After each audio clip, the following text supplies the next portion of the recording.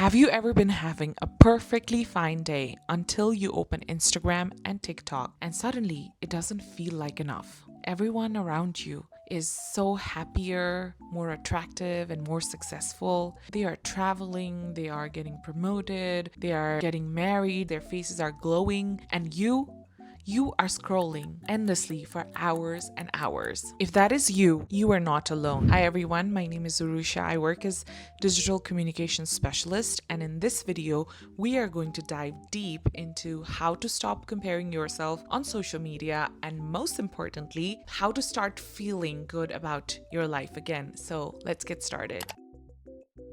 Let's start with why this happens in the first place. Back in 1954, psychologist Leon Festinger came up with something called social comparison theory. He said that human beings have tendency to compare themselves to others in order to evaluate their own worth, abilities, and progress. It's part of our evolutionary brain, originally designed to help us survive by sizing up the competition. But in today's world, especially online, we're not just comparing ourselves to our neighbors and classmates, but we're comparing ourselves to millions of highlight reels, filtered lives, all these curated content, and completely unrealistic portrayals of life. So, what is the hidden impact of social media comparison? Here's the truth: even short exposure to idealized images on social media can lower your self esteem.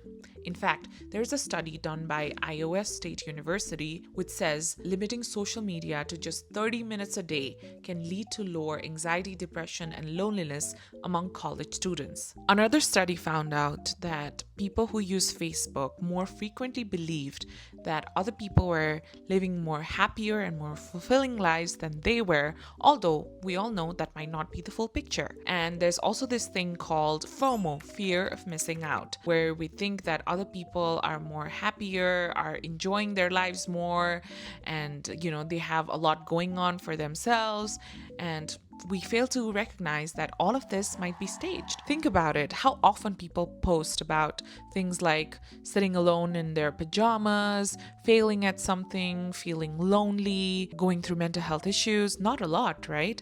So you cannot compare your full reality of your life to someone's highlight reel, because it's not just unfair, but it's very, very harmful. Okay, so what can we do about it? Here are 6 evidence based strategies that you can use to feel better about your own life and stop social media comparison. Change your feed.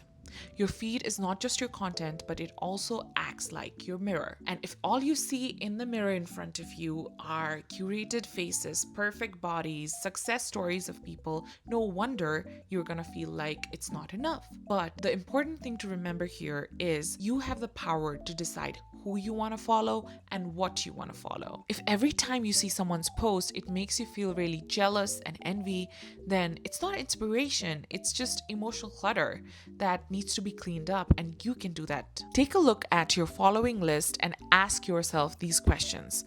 Does this account make me feel inspired, motivated, or does it make you feel insecure? Number 2, how do I feel after watching this post? Do I feel good about myself, or do I feel worse than I was before? The third one, is this real life or overly curated perfection? So ask yourself these questions, and if the answer is the latter, then there are 2 wonderful buttons on Instagram: unfollow and mute. You can either do those and limit your access to those people and protect your peace. Replace those accounts with the ones that show authenticity and that show imperfect lives, that talk about struggle stories, and that talk about diversity in bodies, because that is real portrayal of life. Follow creators that reflect your interests, like art, travel, wellness, cats videos, I don't know, whatever lifts your mood. Challenge thoughts that encourage social media comparison. So you might catch yourself thinking, why don't I have the life that they have? It just looks so perfect. You might think, oh, this person is like much younger than me, but they're doing so well in their lives. Why can't I do it? You might be thinking, oh, this person has a perfect body. Why don't I have that? And you don't know, like, these thoughts can be so automatic and you don't even realize it's penetrating into your psyche. So in these times, it's very important to be mindful and think about Whenever these thought comes up, ask yourself these questions. Is this thought based on the full picture? Do I really know what this person is going through behind the scenes? Would I talk to a friend the way I talk to myself right now? And the answer is obviously no. Here's a simple mindset reframe that you can use every time all these comparison thoughts come up to your mind. So instead of saying, oh, they're doing better than me, they're happier than me, and all of that, you can say to yourself, we are on a different path, and that is okay. Social media is a stage, not a diary. What you see is a performance. It's not the entire story. Engage with activities that boost your self-esteem. Social media can really mess with your self-esteem, especially if you keep on comparing your real life with someone else's curated highlight reels. So what you can do, you can reconnect with what makes you feel alive from inside. I can give you some examples. Number one, you can get creative. Write a poem, paint. Creativity should make you feel like, oh, I can also make something beautiful, not just consume what other people are creating. Move your body in a way that feels good. Go for a walk, do yoga, dance like no one's watching. You don't have to do intense exercises or hit the gym and run a marathon. You can do whatever feels good for your body in a loving way. Say kind things to yourself out loud. I know it feels very weird at first, but try saying this to yourself. I am doing my best. I am worthy even on hard days. I am allowed to grow at my own pace. And the other point is get into nature. Nature doesn't compare itself. Trees aren't jealous of each other. Trees aren't jealous of flowers. Flowers aren't jealous of bushes. Like if you look out in the environment, you see that all these different types of plants are coexisting and all of them have their own importance, different appearances and sizes, and that's what makes up the beauty of the nature around us.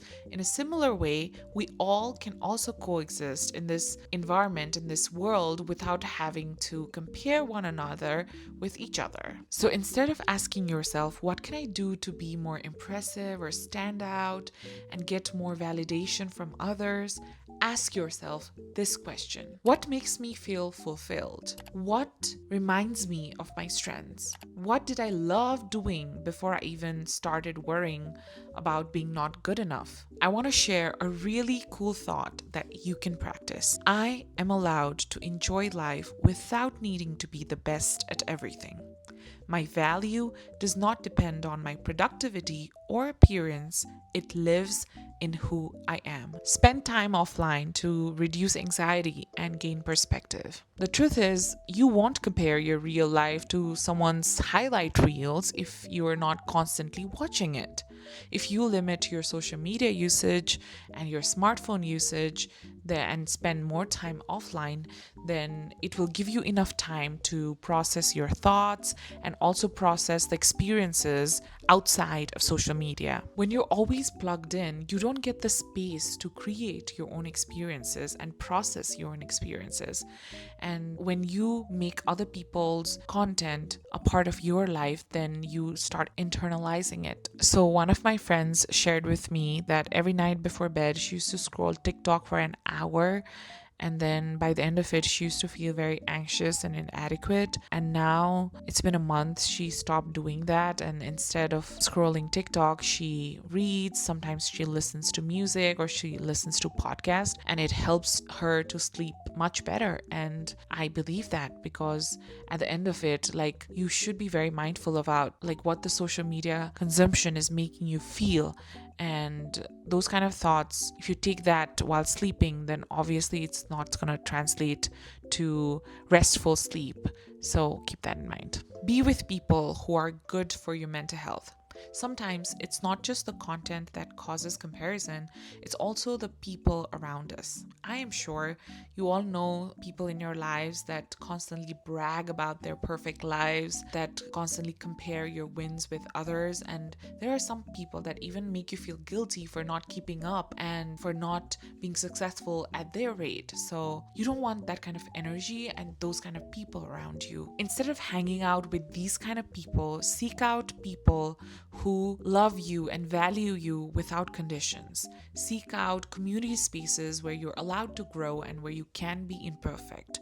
Seek out friends who not just talk about like superficial successes, but they talk about real things and struggles with you, and who share their failures with you, because that is like real friendship, and that's how we allow each other to grow into beautiful version of ourselves. So ask yourself this: who in my life makes me feel small, judged, and inadequate? It's time to say bye-bye to those people, and think about who in my life makes me feel seen, heard, and inspired to grow. And it's time to spend more time with them. The last point is ask for help if you keep making social comparisons. If all these comparisons are taking up a lot of mental space, it's not a flaw.